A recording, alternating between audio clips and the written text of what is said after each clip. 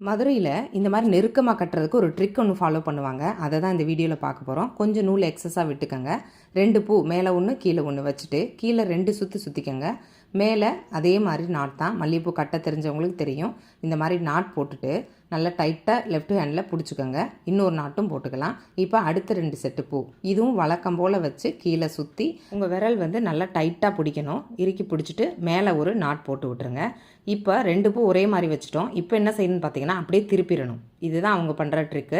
இதை அப்படியே திருப்பிட்டு 3வது பூ வைக்கணும். கேப் இல்லாமல் விரல்களை வச்சு உருட்டி இந்த மாதிரி பிடிச்சிக்கிட்டு அதுக்கப்புறம் நாட் போடுங்க.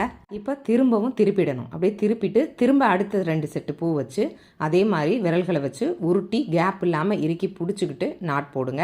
இந்த மாதிரி ஒவ்வொரு பூ வைக்கும் போதும் திருப்பணும். அப்புறம் உருட்டி இறுக்கி பிடிச்சிக்கிட்டு அதுக்கப்புறமா நாட் போடணும். இந்த மாதிரி ஒவ்வொரு பூக்களாக பொறுமையாக வச்சு கட்டினீங்கன்னா அழகாக நெருக்கமான மாலை போல் வந்துடும். ட்ரை பண்ணி பாருங்கள்.